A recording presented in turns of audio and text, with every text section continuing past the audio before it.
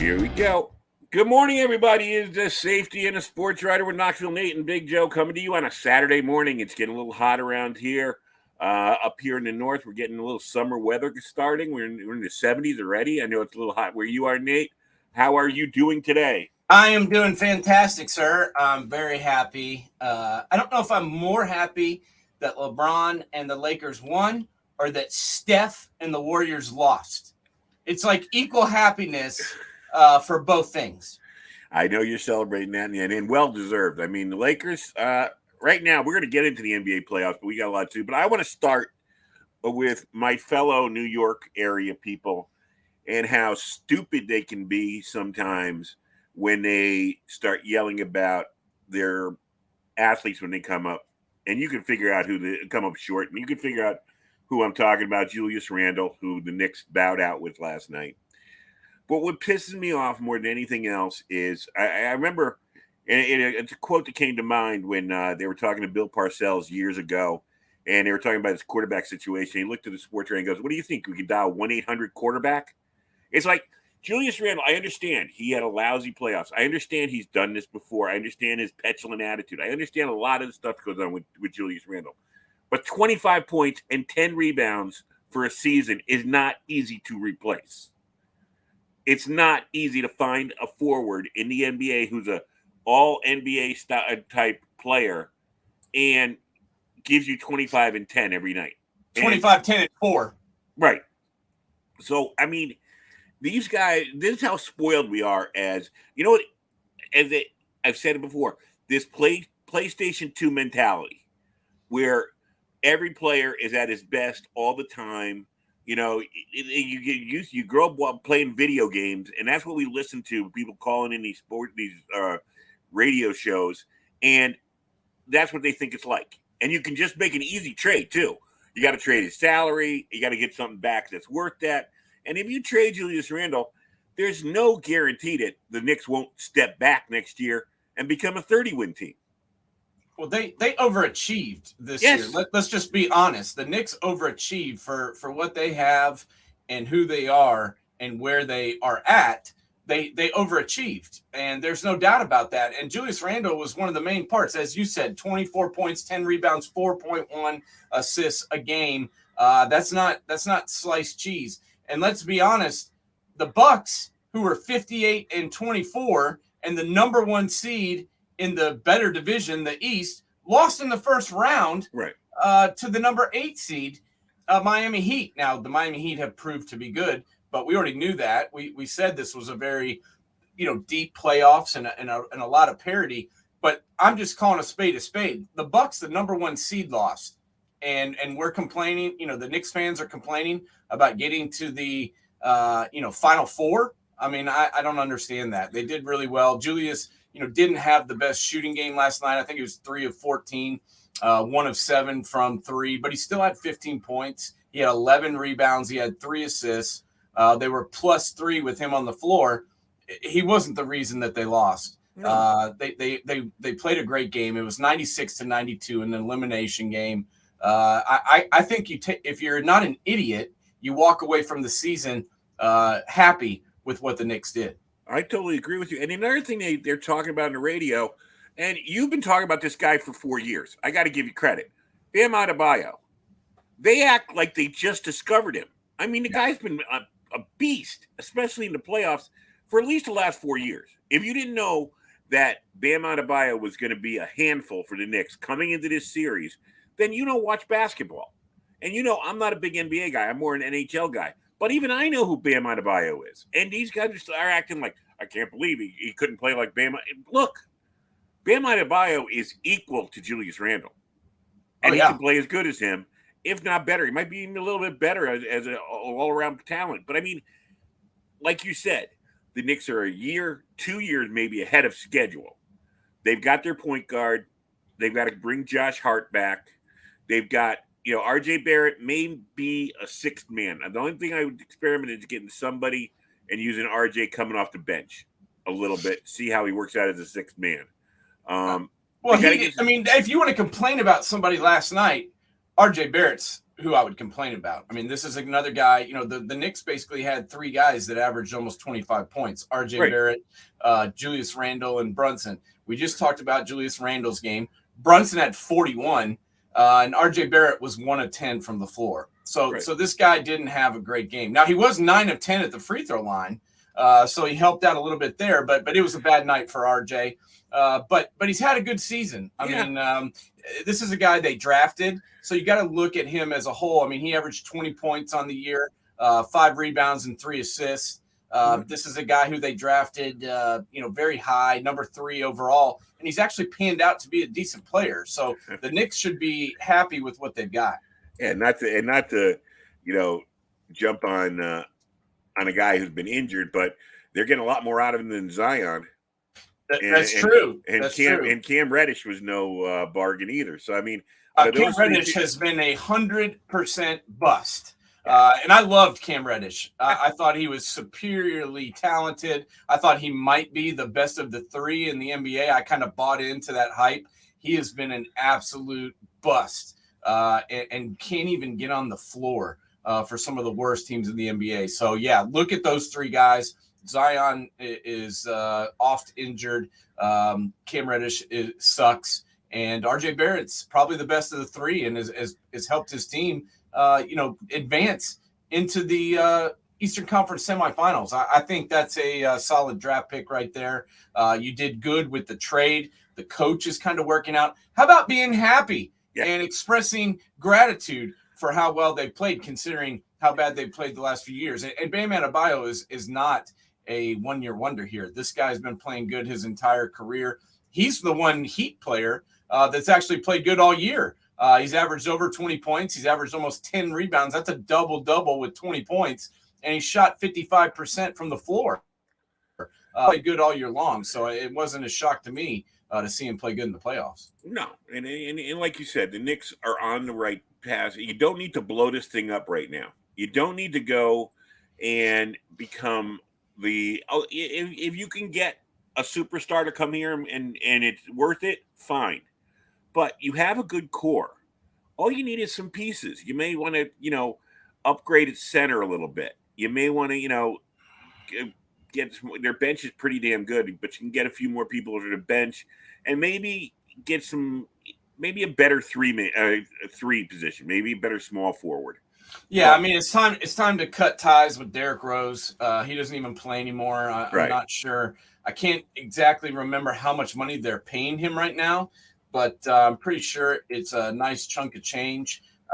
He needs to go. They need to move on from him. To be honest, I'm not in love with some of the rest of their bench guys. I don't think Evan Fournier is the answer. No. Hartenstein, kind of okay. But he's good as a backup center. He's not going to hurt you. Yeah. No, he's not terrible, but I'm just saying you could upgrade there. So yeah, Rose signed a 3-year, $43 million contract back in. I guess this year he's making almost $16 million. It's time to move on from him. Yeah, I mean the thing about Rose is his time's over with, and if you're the Knicks, you make a smart move and say, "Come on to our coaching staff. You could work be a coach with, under Thibodeau, and maybe he can get himself a head coaching job someday." I mean, he's young enough where it'd be a good move for him to get out. He knows this team. He supposedly is very good with these young players. So if I was the Knicks, I'd say, we'll take care of you, Derek. Just not as a player. As a coach would be a better way for you to be on our team and help us. Yeah, I mean, they basically kept him on the roster because they had 1 year left of his deal.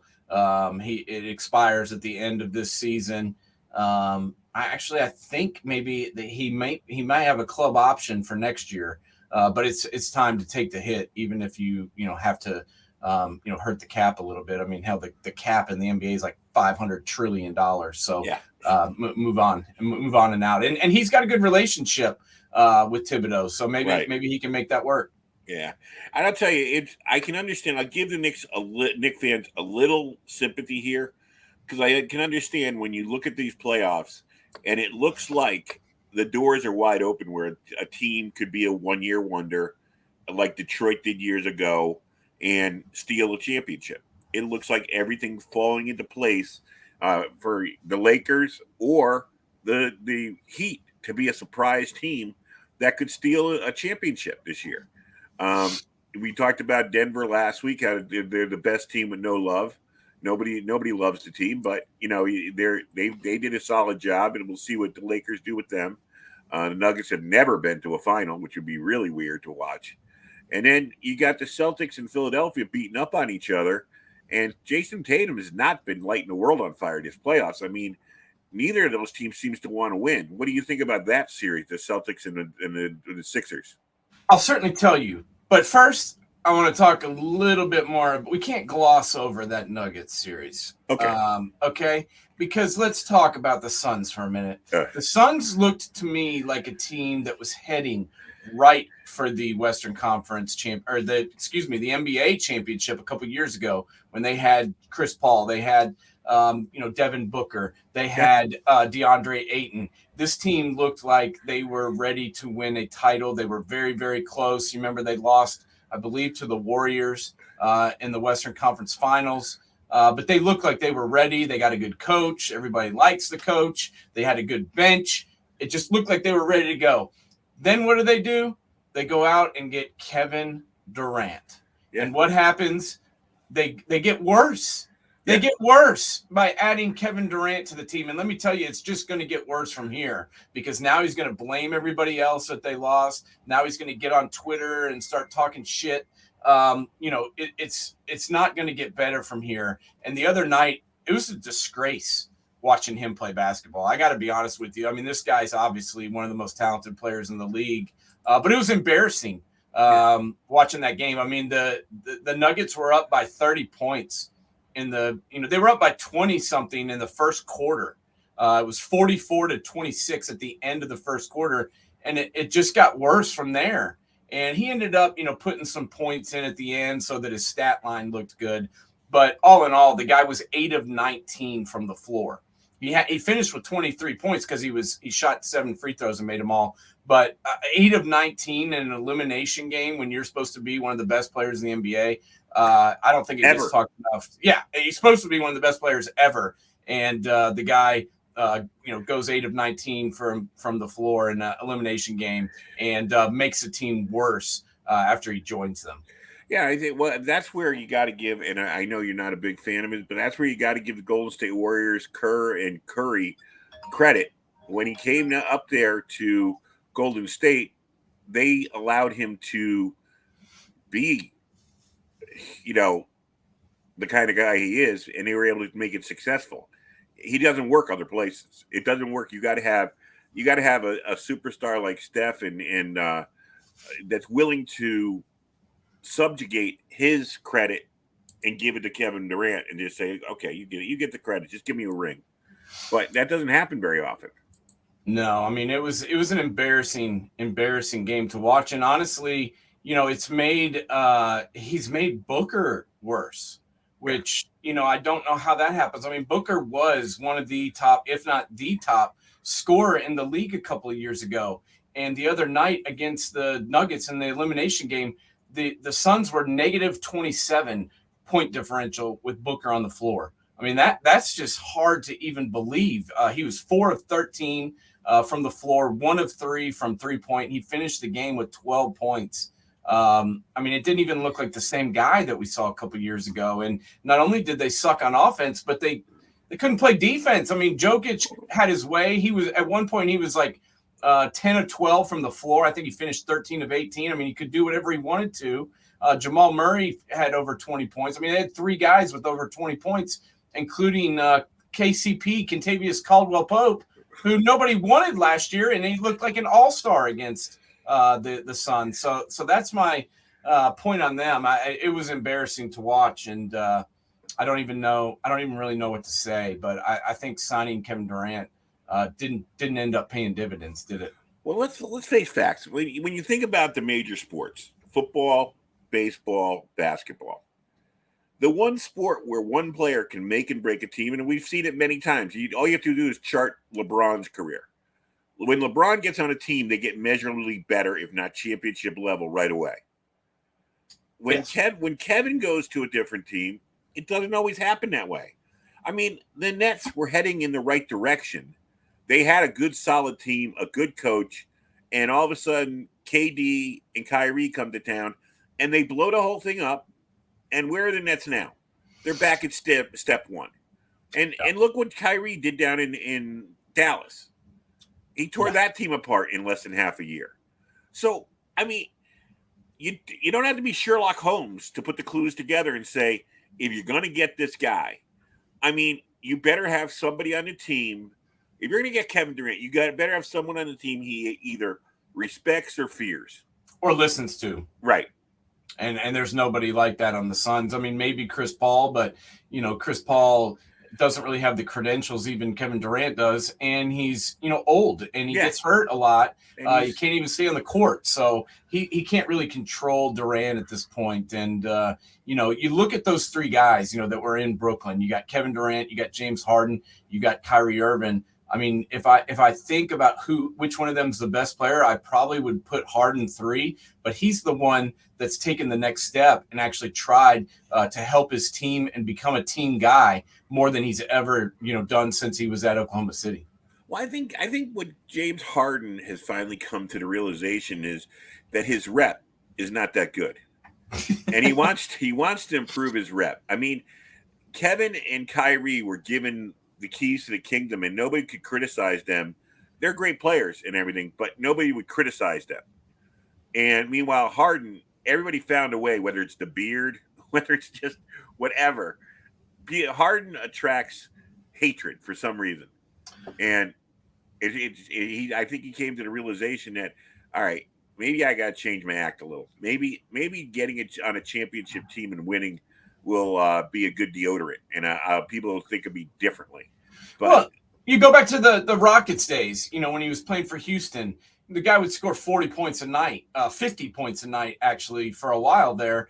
He scored 50 points like 10 games in a row. I mean, it was unbelievable, the rate that he was scoring at, but they would lose every game. Yeah. And it's like, you've been this guy who was the scoring leader in the NBA, and your team was a joke. It's like, do you want it to be about you, or do you want to win a championship and help a team get somewhere? And I think he's really kind of changed his tune a little bit, and it's showing on the court. Well, as an old school guy, I mean, I can go back to, I remember I saw Chamberlain at the end of his career, where he became a rebounder and a passer more than a scorer. He knew that he had like guys like Jerry West and guys like that could score. He didn't have to score 50 points a game. And him being a dominant force under the hoop was a bigger help to the Lakers at that time than, scoring. So, yeah, you got to, like somebody said on the radio this morning, 1-on-5 usually doesn't win games. And no, it does not. And that's just what we were looking at last night. Let's do a little bit on the Lakers. Can they take it to the end right now? I mean, it seems again like the waters are parting for LeBron to have another victory lap, and everything's setting up. How do you think about them going into this Denver series? Did you freeze? Hey, can you hear me? Now I can. Okay, sorry. Yeah, it dropped out on me. What was the question? I was like, everything seems to be set up for LeBron to get one more ring right now. But Denver's not going to be easy. Talk to me about the Lakers, Denver. Honestly, I was more worried about the Warriors than I was the Nuggets for some reason. I know that's crazy considering the season the Nuggets have had, but I don't know why, but I was more concerned with the Warriors just because they have won championships. I mean, they've been there, they've done that.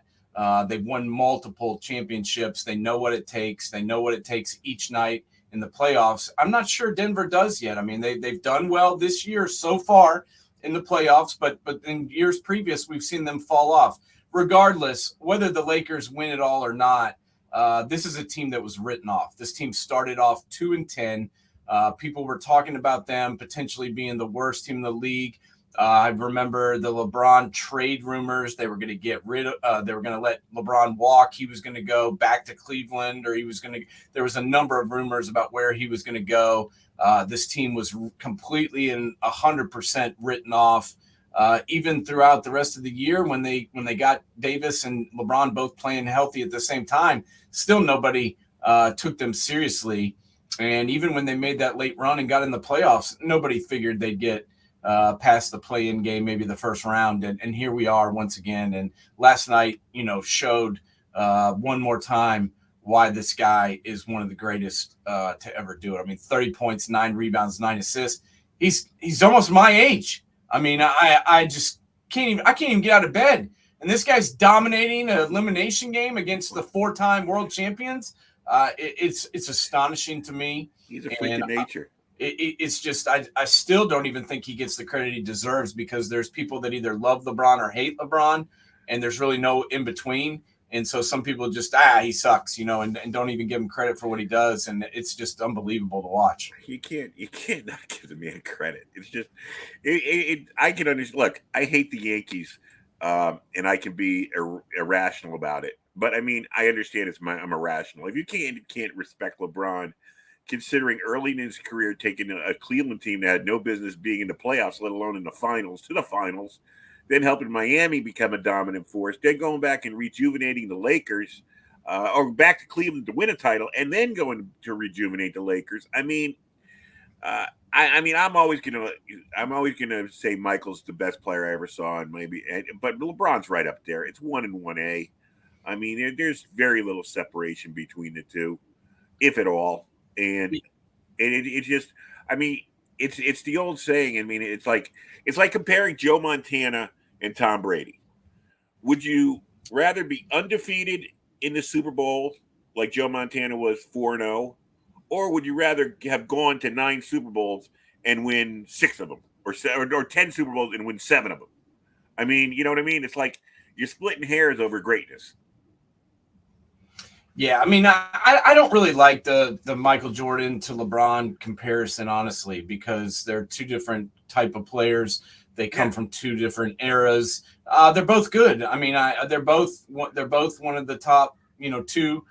In my opinion, they're the 2 top players in league history. In my opinion, I mean, obviously, I'm partial to both of them because I've seen both of their careers. But I mean, if you just look at last night. This was they had to win this game. Let's be honest. I know they were up 3-2, but they had to win this game with the way, Davis got hurt last game. And LeBron just made it happen. I mean, 10 of 14 from the floor, 8 of 11 from the free throw line, 2 of 3 from 3 points. They were plus 21 with them on the floor, 30 points, 9 rebounds, 9 assists, 2 steals, block. I mean, it was unbelievable. And, the resurgence of Lonnie Walker too. I mean, this guy, nobody wanted this guy. A couple of months ago, he was kind of an afterthought to even be on the team. He wasn't really even in the rotation. And now, last game he won, let's just be honest. He scored 15 points in the 4th quarter and shut down both Clay and Steph on defense. And then last night he had, he was 4 of 8 for 13 points.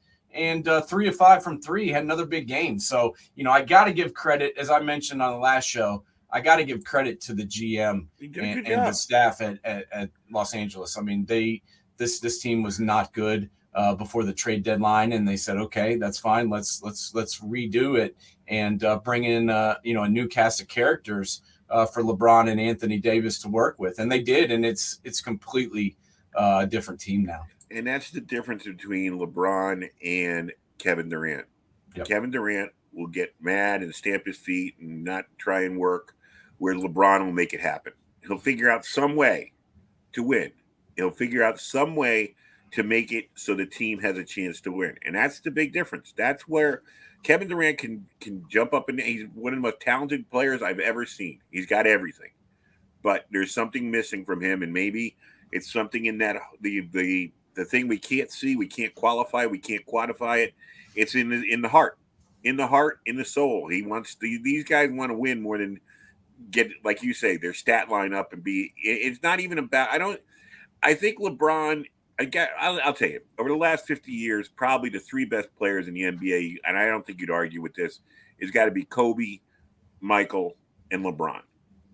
The 3 best. I mean, and all of them knew one thing at heart: if you win. First of all, your skill level is going to allow you to put up points. But if you win, you'll get the credit. No matter who makes the last shot, no matter whatever, you'll get the credit. So don't worry about it. Just help the team win. Do what's best that night to help the team win. Yeah, those three guys are definitely were the most that I've ever seen focused on winning, and that being their sole goal. Let's be 100% honest here too. If Kevin Durant was on a team that started 2-10 and was flirting with not even making the playoffs, he would have been out of Trade there. me. Trade me. Get me out of here. Trade me to the Suns. They're winning. I deserve better. I don't deserve this, even though I'm part of it. Even though I'm part of the problem, I'm going to say I'm not part of the problem and trade me to a better team. I mean, he would have been out of there. But instead of doing that, LeBron did everything he could to get healthy. He did everything he could to make sure he could, survive down the stretch. He got some different cast of characters to come in and help him and fix the weak spots of the team. And here we are going to the conference finals against the Nuggets. And I think it'll be a good series. Do I think the Nuggets can win? Yeah, I do. But, if I have to pick who I think is going to win, I look at the guys that have done it before, and they know what it takes to win, like I was saying. And that's why I'm rolling with the Lakers right now. I mean, they've been one of the best teams in the league over the last couple of months, at least the last month and a half of the season going into the playoffs. When it counts, they were right. Yep. Celtics, Philadelphia, that's the one team we have to, or the last team we got to get ready for that Final Four. The Celtics kind of worry me because they got, an inexperienced coach. Tatum's not really playing his best. What do you think about this series? Yeah, I mean, I think these are two good teams. As I said when this series started, I think these are both good basketball teams. I mean, the Celtics were one of the best teams in the league all year, and let's be honest, the Celtics were about to be eliminated. I mean, they were down 3-1, and they fought their way back. And that's hard to do with an inexperienced, first year coach. Yeah. Like you just mentioned. I mean, that's a hard thing to do. But has it been the greatest series for Tatum? Probably not. But he's done enough. He's shown up. He's helped the team win games or be in it. But the real thing to me is Joel Embiid is finally figured out what he needs to do to make others better and to get it done. Adding James Harden, like I said, with a James Harden that wants to win, has made the 76ers a much more formidable team. And I like the guys around them too. They've got a pretty decent bench. Tobias Harris is a good role player. PJ Tucker's, been deep in the playoffs many times. These are two good teams, and I'm not shocked that this is going to a Game 7. I'm not shocked at all. All right. Well, we did a little basketball here. Let's turn the schedules came out for the NFL. Let's go over a few. Let's take a look at these schedules. I want to start with the Giants, who, in my estimation, even though I'm a Giant fan, got screwed.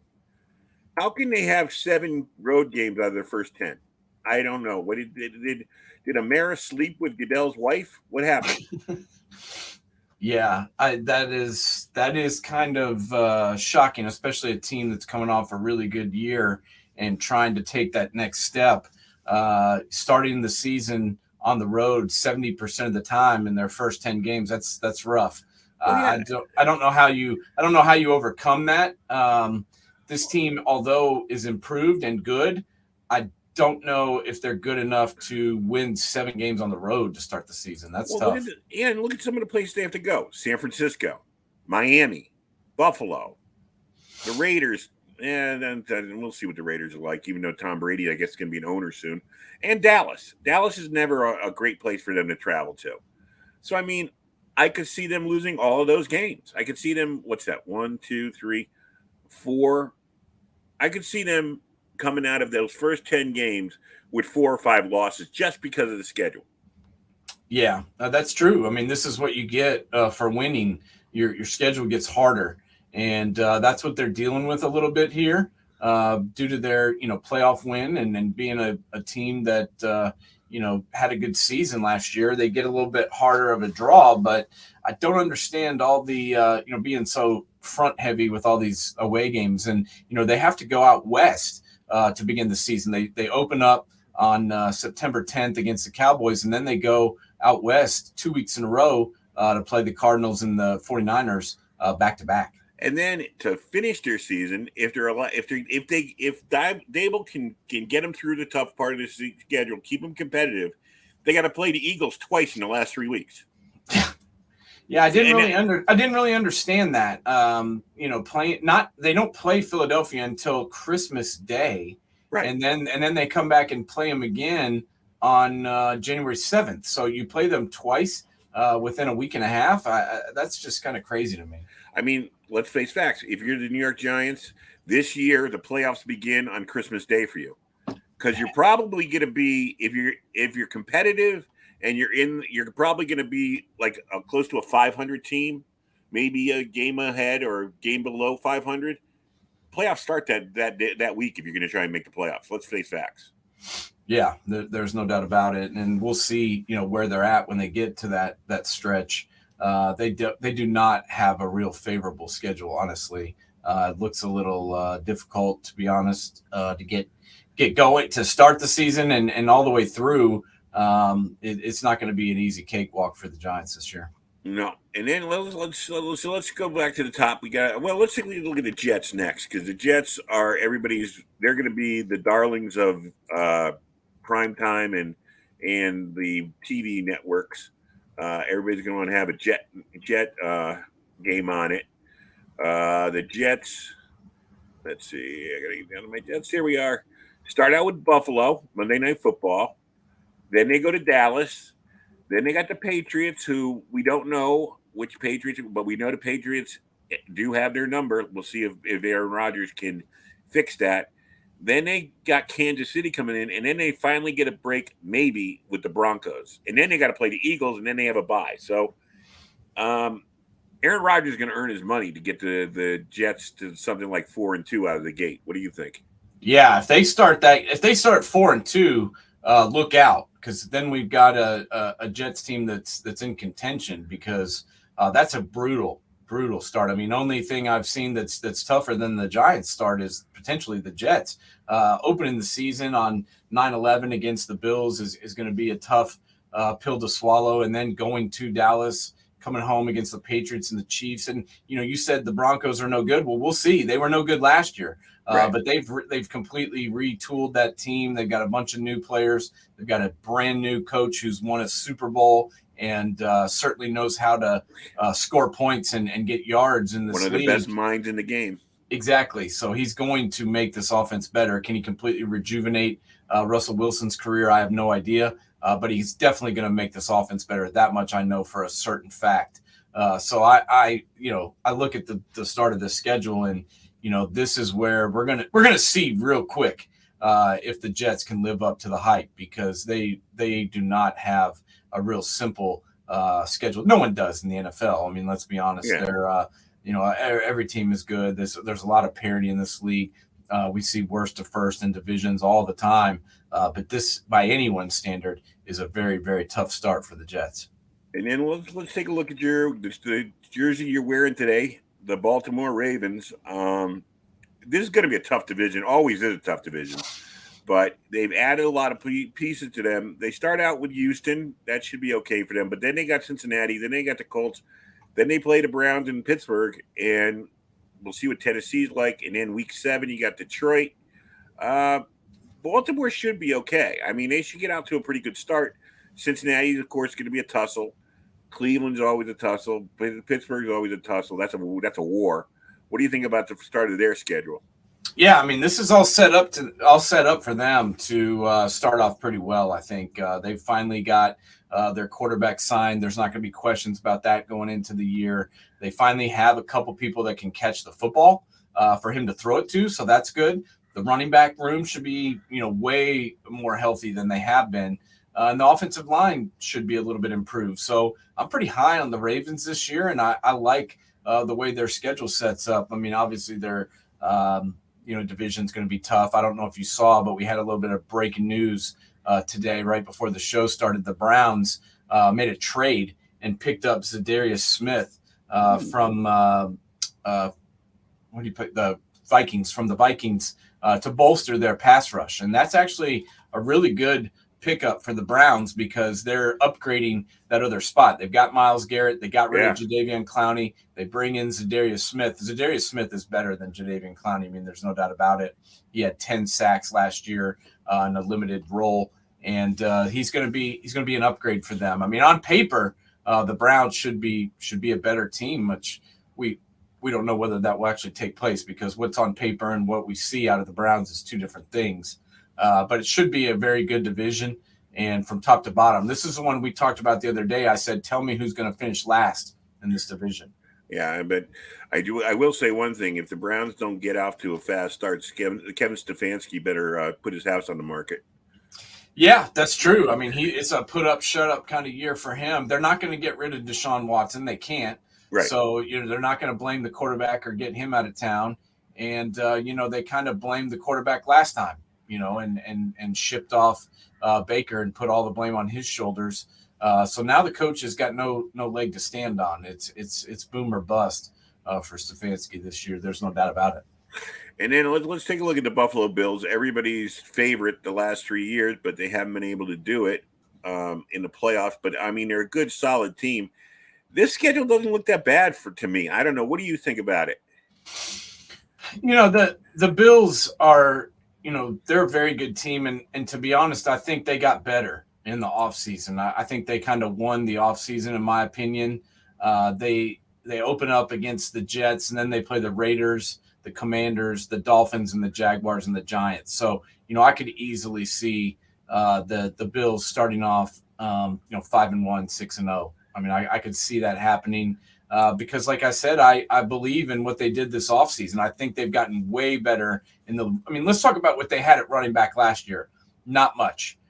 James Cook started to play a little bit better at the end of the year, and then it was Josh Allen running the football. Look at their running back room now. James Cook, Damian Harris from the Patriots, Naheem Hines to catch the ball out of the backfield. And then they've got Latavius Murray to back all those dudes up and provide depth.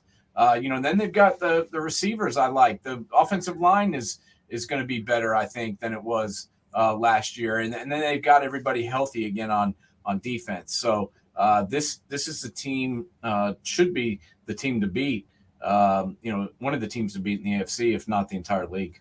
Well, you're right. The roster is much better.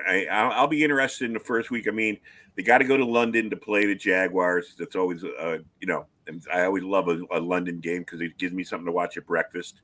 And the Jags are going to be an interesting. That's going to be a good test for both teams. If the Bills can finally get over the hump and to really see if Jacksonville is what we saw at the end of last year. Another interesting patch for them is going to be week 12 and 14.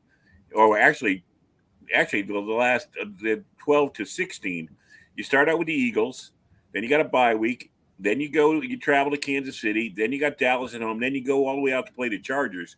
That's going to be an interesting 4-game in 5 weeks stretch for them. What do you think about those games? Yeah, that's a brutal stretch. At least they got a bye in there, but that's a really, really late bye to not get a week off until week 13. They're going to be limping into that bye at that point, probably with some injuries and with some guys banged up. But it all stems from how healthy is Josh Allen. If he's healthy, if his arm is working, they're going to have a chance to win all these games. But it'll come down to that. But that'll be a real test. Playing the two teams that went to the Super Bowl last year back to back, basically. Yeah. And then Dallas, LA, New England, and Miami to finish the year. That's tough. I think the Chargers are going to be better. Yeah. I really like the addition of bringing in that another wide receiver. That was their only problem last year. I've said it time and time again. When they had Keenan Allen and Mike Williams healthy and on the field, they were good. When those guys were banged up and not playing, they were not good. And now you throw Quentin Johnson from TCU in the mix. He may be better than all those guys.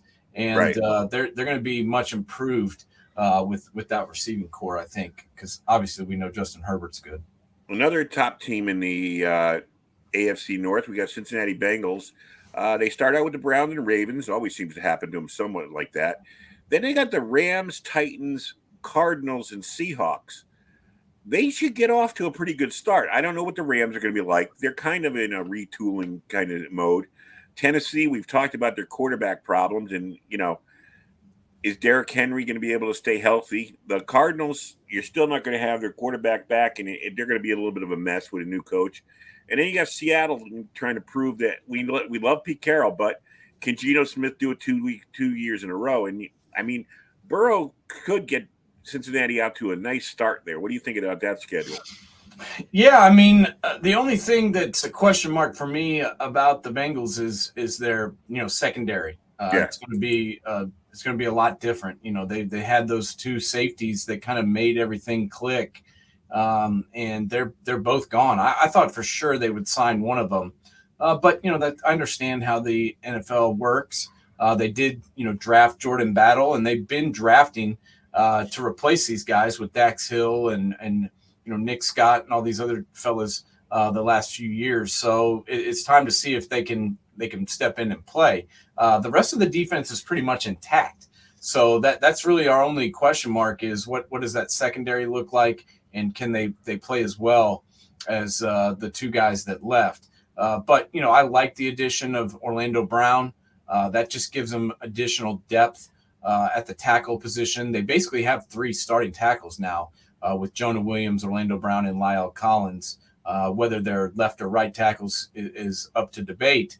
But they've got 3 good ones. So I think Burrow's going to be protected, and I think this team has a good shot to get back, to a deep playoff run, which we saw a couple years ago. Yeah.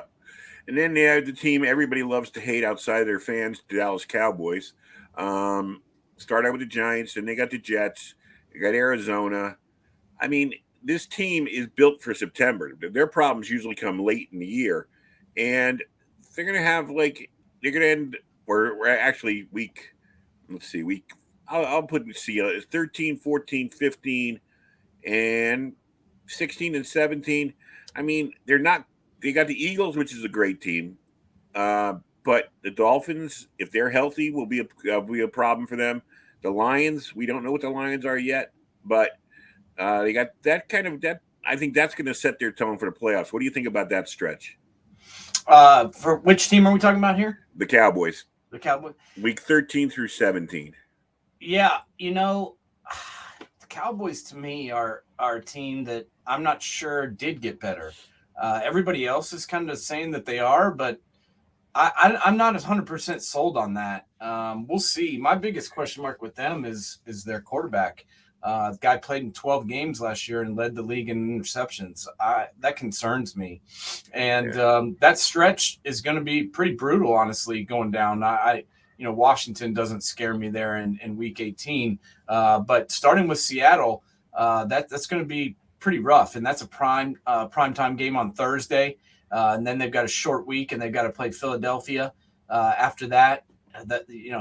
Both those teams are going to be pretty formidable. And what do they get after playing those two teams? They get to travel to Buffalo and Miami back to back.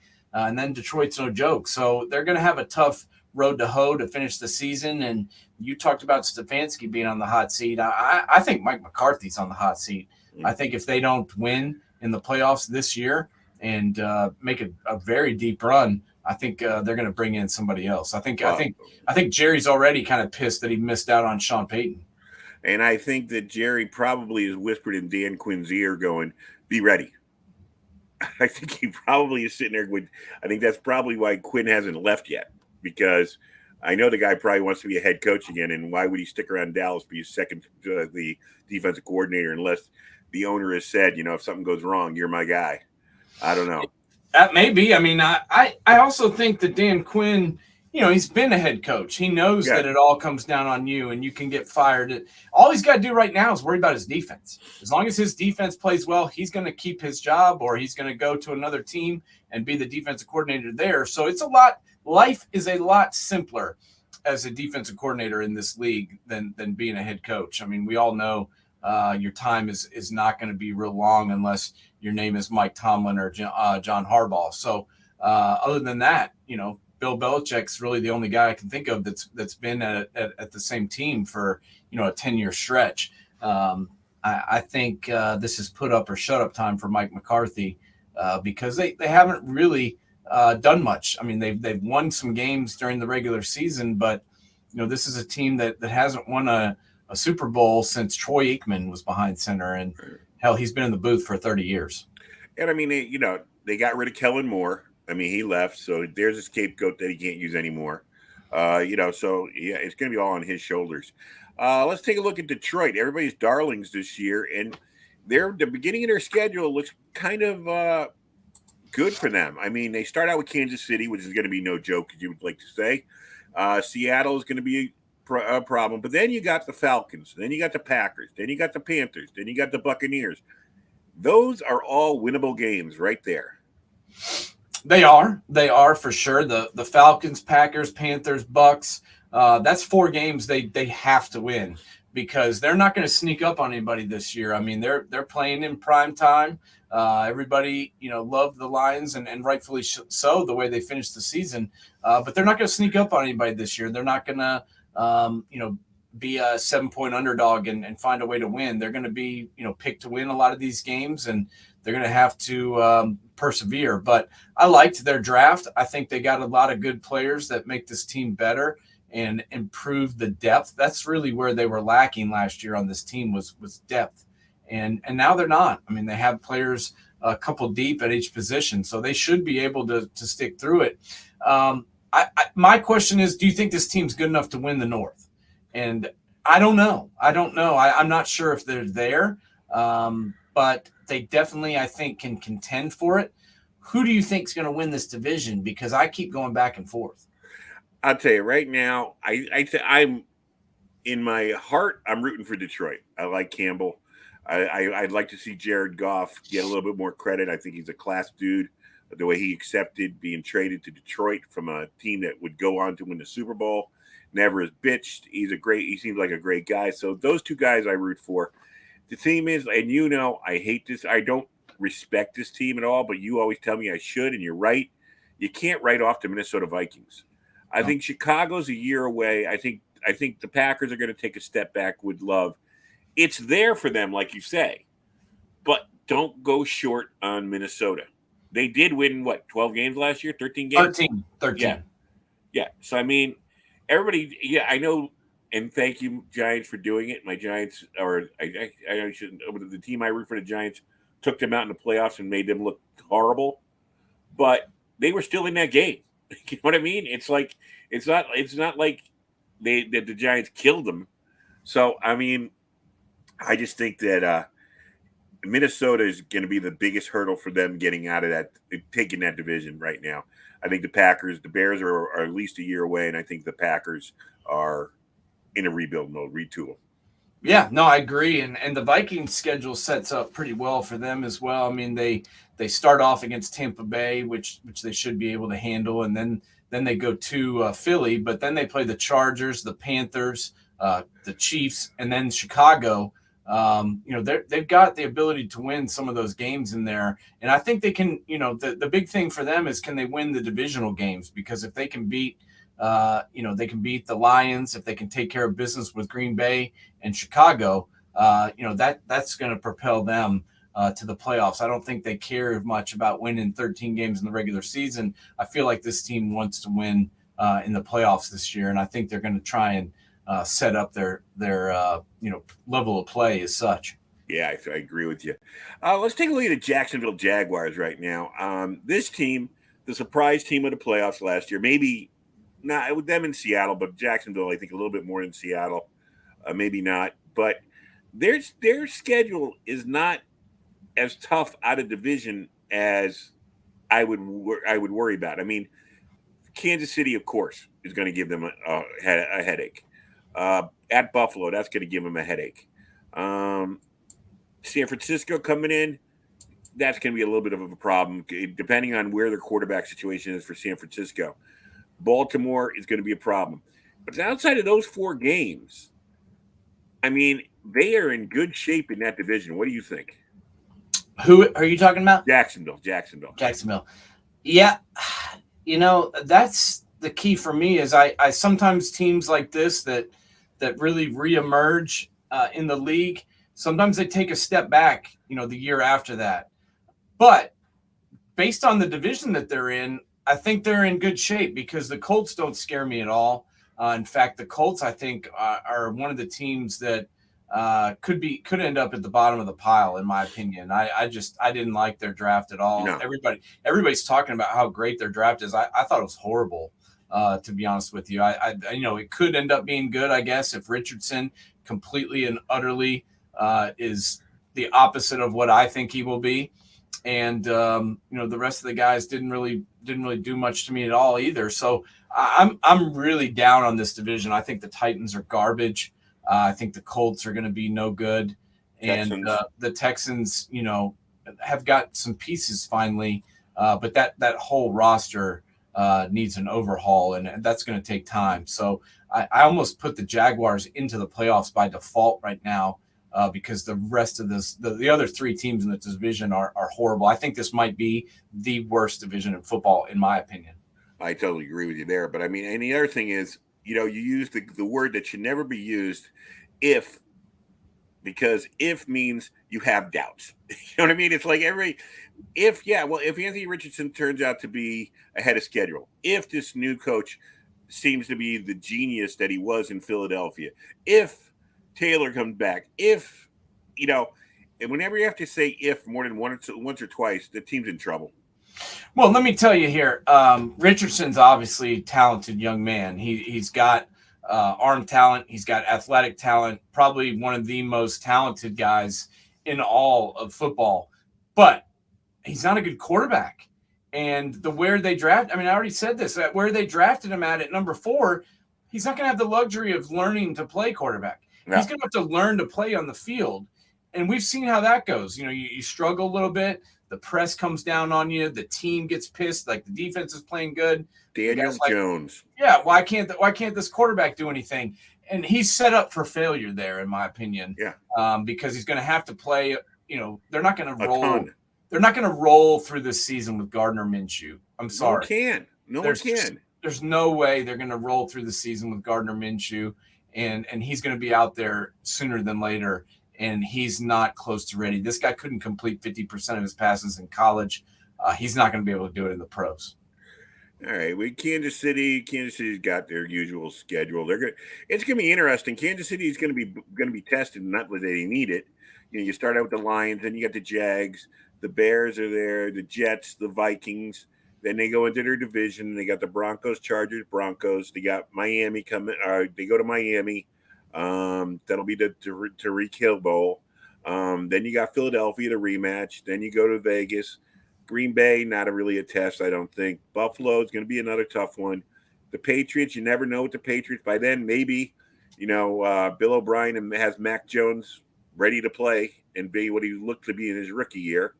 And then you finish with the Bengals and Chargers. So it's a schedule that looks hard on paper, but it's Kansas City, and Andy Reid will have them ready. Yeah, Andy Reid and Patrick Mahomes, as long as you get those two guys, and especially if you throw in Travis Kelce, this team can beat anybody. We saw it last year, marching all the way to the Super Bowl once again. And, I liked this team's offseason. I really did. Eric Bieniemy is gone, but, Andy Reid's still pretty much calling the plays. And they have Matt Nagy, who, was with this team before he went to Chicago and then came back. I think he's going to step in and fix a lot of their problems. And then, the emergence of Pacheco last year, I think really gave them another dimension. What a beast. He was so impressive to me in that Super Bowl. Nobody talked about him leading up to the Super Bowl. No one thought that he was going to be the difference maker, but he very well could have been. His running of the football and his playmaking ability really helped this team and propelled them to that Super Bowl win. And they've really impressed me with what they've done in the offseason on the offensive line. They've drafted those guys in the middle with Creed Humphrey and Trey Smith from Tennessee. And then Joe Thuney's a pretty solid left guard. And now they've got some, a lot of ability to rotate guys in with the depth they have. They drafted Wanye Morris out of Oklahoma, who could be a swing tackle. They got Lucas Niang, who's good enough to start on a lot of teams. They got Darian Kennard out of Kentucky, who's played both guard and tackle. This is a team that they're not going to let their offensive line hold them back like it did a couple of years ago. So I expect the Chiefs to be right back where they were. All right, let's take a look at the Raiders' schedule, just because Josh McDaniel is definitely on a hot seat right now, and poor Jimmy Garoppolo goes in there trying to save his job, and now maybe his best hope to stay there is if Brady does buy part of the team and has some say upstairs to save Josh McDaniel, his old offensive coordinator. I don't know, but the Raiders, you're at the Broncos, at the Bills, Pittsburgh comes to town. You're at the Chargers. You got Green Bay.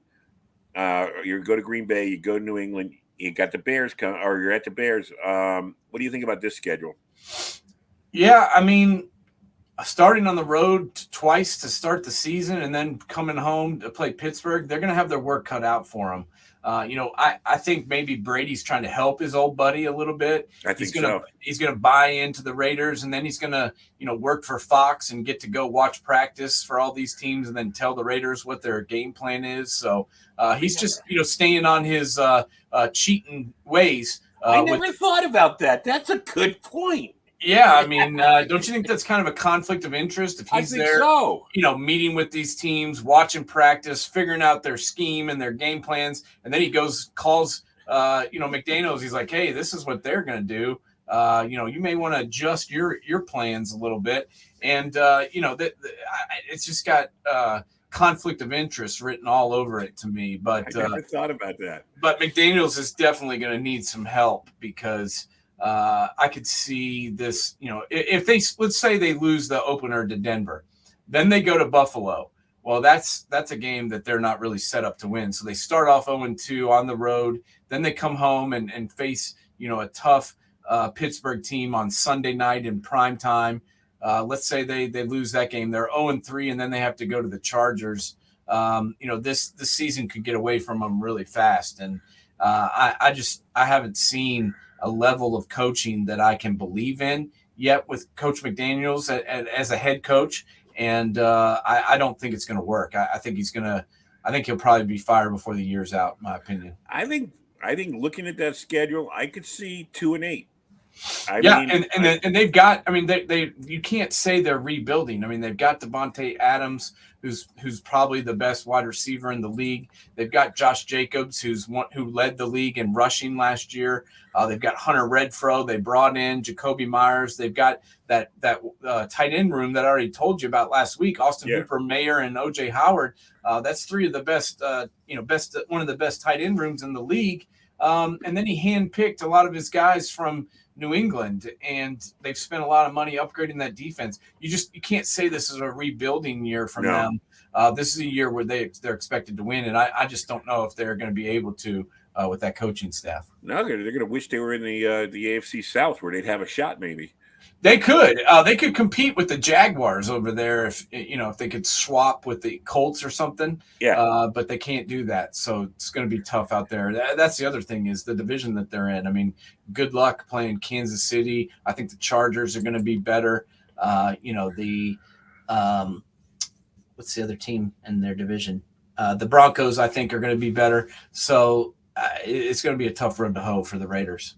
For sure. Let's take a quick look at Pittsburgh here. They've got their quarterback. I think you got him right with Kenny Pickett. I think Kenny Pickett is the perfect man for them. You got Tomlin. They were competitive last year. They were heading in the right direction. We talked about this last week. You think the running back's going to get back to everything's going to get back to normal Pittsburgh football next year. Let's take a look at their schedule. Starting out with San Francisco at home, then they got Cleveland at home, then they go to the Raiders, which we just talked about. Then they go to Houston, and then they got the Ravens. I could see them winning, at least 3 of those games for sure, maybe 4. What do you think? Yeah, I mean, they're getting San Francisco at the right time. That's for sure. Playing them week 1. I mean, who's going to be behind center? Nobody really knows. At home too. My guess would probably be Trey Lance, but we'll see. They could be facing a Sam Darnold-led 49er team, and that would certainly help their cause. But playing Cleveland at the beginning of the year, I think is good for them too. And then their road games, back to back is the Raiders and the Texans. So I could see this team honestly starting off 3-1 or potentially 4-0 going into that Week 5 matchup against Baltimore. And that those are always a slugfest. I mean, who knows who's going to win that? But I think this team is going to surprise some people this year. No one's really talking a ton about Steelers, but they're a sleeper team in my opinion. Yeah, they had a good draft. How about the Rams? I mean, we saw them bottom out last year. Of course, Stafford getting hurt did not help their cause. They put all their chips in the middle of the table a couple of years ago and won a Super Bowl. McVay has always talked about that he's going to retire and take his job up in the booth. I hope he doesn't, because I think he's one of the great young football minds, and it would be a loss to the NFL to lose him. But what do you think about the Rams, their schedule, and what they're looking like? Well, their offense is not that different from what we saw in the Super Bowl. I mean, Andrew Whitworth is obviously retired, but other than that, they've got a lot of the same pieces. I mean, Cooper Kupp's still there, Cam Akers, Kyron Williams, Zach Evans they drafted.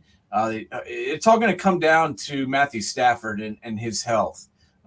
If he's back to where he was health-wise, then this team could potentially compete again. But I'll believe that when I see it. We haven't seen this guy healthy since the Super Bowl. Right. And that was a long time ago. So I'm not going to believe that Matthew Stafford is back to a Matthew Stafford that we've seen before until I see it. And I just don't see the answer behind him. I really thought that the Rams should have kept Baker Mayfield and tried to groom him as a potential replacement. Now they don't have one. Now they've got Brett Rippon and Stetson Bennett. And those are not good answers at the quarterback position for a team that's already coming off a bad year. So this is all this could be a break or bust year for the Rams, and it's all going to come down to Matt Stafford, in my opinion, regardless of who they play. But their schedule to me, isn't entirely unwinnable. I mean, they start off against Seattle and then play San Francisco. I think you said it's a good time for that too. Second week, they'll still be exactly that good time to play the Niners for sure. Seattle, we'll see if they can replicate what they did last year. Then they go to Cincinnati and to the Colts. I think they can take the Colts and potentially play the Bengals tough. I don't know if they can beat them, but I think they could start the year 2-2 pretty easily. And then, they've got some winnable games after that with Arizona and Green Bay mixed in there. They play Seattle again, and then, get to play Arizona twice. So that's a plus. And then they've got the Commanders mixed in there too. So they New Orleans. Yeah, they have some winnable games. With Dennis Allen as the coach, the Saints can be beaten. So I think they can win, but it's just can Matt Stafford, stay on the field and play like he did previously? That I don't know. And let's face facts, they're playing the Giants out there late in the season. The Giants never travel to the West Coast good late in the season. I have a bad feeling about that game. Yeah. So, we'll see what else. Any other schedules pop out at you? No, I mean those were the ones that I really wanted to talk about. The only other team that I really have questions about is Miami. Right there. This is a team that at times looked like the best team in the league, and then when they lost their quarterback, I thought they would fall off the map, but they ended up still being able to make the playoffs and damn near beat the Bills with their third stringer. So. I think that the Dolphins are a team that lots of people are not talking about as much as they should, and I think their schedule sets up pretty nice for them. They opened the season on the road twice against the Chargers and the Patriots, but I could see them winning both those games. And then they get to play Denver. Buffalo's tough, but then they play New York, Carolina, Philly, New England, and Kansas City. There's some tough games in there, but the back end of the season is what I was talking about. After their bye week in week 10, they opened against the Raiders. They played the Jets. They played the Commanders. They played the shitty Titans, the Jets again, the Cowboys, Baltimore, and Buffalo. So I think that right after the bye week there, they should be able to pick up a couple wins. And then, the end of the season could be tough with, finishing Dallas, Baltimore, Buffalo. But I think this is a team that could surprise a lot of people. And I just pulled up just to look over these divisions, and I mean, there are two divisions. I mean, it's amazing how the AFC South and the NFC South just basically suck from top to Yes. bottom. It's just like there's no redeeming qualities. The Jags, I'll give the Jags because they look like they're on an upswing, but the other, 7 teams look like they could be the first 7 picks in the draft next year.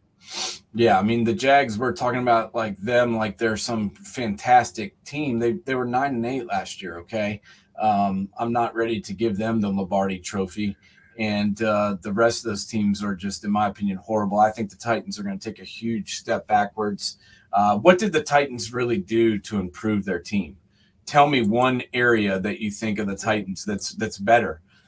They didn't replace the quarterback and fix that, which was their main issue.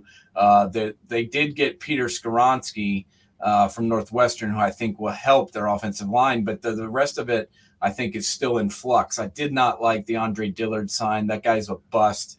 He couldn't even get in the field in Philadelphia. And, the rest of the offensive line is suspect. And then they didn't upgrade their wide receivers, which is the biggest area of weakness on this team. And they're rolling out there with everybody that they had last year. And they don't really have a tight end that's a go-to guy. Akonaquo or whatever his name is okay. But he's not Travis Kelce by any stretch. So I just think this team, even with a really good coach, is going to struggle to win games at best. Yeah, I agree with that. Let's get back. I want to tread back over a little Brady-ism there. I never thought of the conspiracy theory you thought of, but let's just, in an innocent light, him being an owner in the league, is that good for the game, bad for the game? What is it? Or it just doesn't even count? Especially, I mean, the Raiders do need some kind of star quality to bring them back into what they used to be when Al Davis was the owner and they were winning Super Bowls and competing every year. Brady as an owner, what do you see that? Well, I mean, he's just kind of a silent partner, so to speak, kind of an investor, is what I've heard. And I think people are making a little bit more out of it than maybe they should. My only question, as I mentioned, was how does that work being in the broadcasting world? Like either you're a broadcaster or you're an owner. I think it's kind of a conflict of interest to be both, but I'm not sure, how much of an owner he's going to be. Let's say he invests, like 1% owner. That's probably $40 million. That's still quite an investment. But I mean, do you think he's going to drop $40 million on this? I'm not sure. And that's what it would take to become a 1% owner. So right. I'm don't have all the facts, so it's hard for me to unpack it. But I see kind of a conflict of interest if you're going to be calling games. Now, maybe he's just going to be a studio guy and he's not going to be out there traveling around. But I thought he was going to be calling games. No, I think he's going to be on. I think he's going to be on. He's been calling games. I don't think you spend that kind of money for a studio guy. That's more than the studio. The 4 guys you're paying now. I agree. I'm just saying I think it's kind of a conflict of interest if you have an owner calling games and going and watching practices. That to me spells trouble, especially for a guy who's already been suspended for the league for cheating. Let's just call it like it is. I got over that years ago. Did he not get suspended? He got suspended. He got suspended. And then he was also on the team that was filming practices, Spygate, so to speak. Yeah. I'm pretty sure he was on that team, and now he's buying into the Raiders and going to practices as a commentator. Doesn't shock me at all from a cheater. It's like a mob boss. They don't actually do the crimes. They just get instructed to be done. Exactly. I had no knowledge of that. Yeah. But actually, if he needs the money, all he has to do is call up his ex-wife. Yeah. He's probably getting He's probably getting alimony. Can you? Could that would be so funny if she really doesn't like the guy to outbid him because she's got the money to do it. Oh, she definitely has the cash, buddy. Oh man, this guy was the best NFL player of all time, and she's still making more money than him. Yeah, just by putting a video on TikTok. What do you think he's going to be like? We haven't seen him yet. It's hard. I mean, I didn't know Tony Romo was going to be as good as he was when he first started. Although he's become annoying lately, he brought something different to the booth. Troy Aikman, I think, does a solid job, but. the longer these guys stay in the booth, the more annoying they become because you've heard them say all their sayings before. And Madden was the only one who could pull it off. Where every week it seemed like you were getting something new by this color guy, something you hadn't heard before. What do you think? Brady, to me, for lack of a better term, is like a football nerd. He's not that interesting. That's my right. thing. If you go back to like his interviews and post-game pressers and in-game interview, I mean, it's never really like, I gotta see this, hear what he says. I mean, I've never been that interested in what he's talking about. So I have a hard time believing that he's going to be great. Now, we talked about, you talked about some of the other guys. Let's talk about the guy that he's taken the job of, and that's Greg Olsen. I thought Greg Olsen was absolutely phenomenal. He was. I thought he did a great job all year. I thought he was amazing in the Super Bowl. Brought something new to the table all the time. He provided some insight. He was able to articulate his thoughts well. This is the guy who, in my opinion, should be the number one team, not taking a pay cut. Yeah, because I mean, when you're sitting on your couch, you want a guy who projects, fairness. He's calling it for both. He's telling you exactly what he sees. He has no loyalty to a team he used to play for, or a coach he used to play for, or anything like that. You want fairness, but you also want, for lack of a better term, a guy you can picture yourself having a beer with at the bar afterwards and talking about the game and breaking it down or making you feel like he's talking on your level. And that's the very hard thing to do. Some of these guys are too X and O oriented. Some guys are just flat boring. I mean, Tony Romo, when you listen to him, it's annoying. Oh, roll that back. No. Wait. We're going to see this here. Roll that back. It's like, Tony, just tell me and get over it. Get over it. It was a first down at midfield. Get over it. Yeah, I don't like Tony Romo. As you mentioned, he was okay to me when he started, but it's kind of gotten a little too big for his britches. He annoys me a little bit. I just really, really loved listening to games that Greg Olsen did and thought he was the cream of the crop. Yeah. I have no idea how Tom Brady will do. Maybe he'll surprise us, but I'll believe it when I see it. I don't know if his personality sets up to do to do this job. I don't know. Yeah, I mean, I don't see him as being. I don't know, because I mean, Joe Montana was a horror show, and he was just in the studio. I remember Bill Parcells, when they put him in the booth, was boring for the most part. I mean, he had his Parcells-isms, but other than that, it was like he was never as entertaining as he was in his press conferences. Not even close. Well, that's because he was only fun when he was yelling at people. So it's hard to yell at people when you're supposed to be, objective. All right. Well, let's let you go because I know you got to get ready for Mother's Day tomorrow. What are the big plans? Yeah, we are. We're pooling it up today. It's supposed to be the pool open, so we're going to go check that out. And then tomorrow we're doing church with Mom. We're doing a little brunchy, and then we're going to have a big prime rib dinner to boot. So it's going to be a big day. Cool. Unfortunately, I just got to send some notes out to my godmother and my niece, and I hope they have, or my niece says, and hope they have great Mother's Day.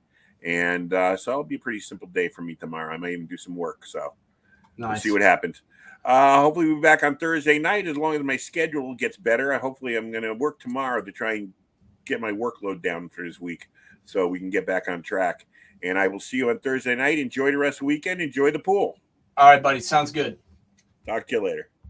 Talk to you.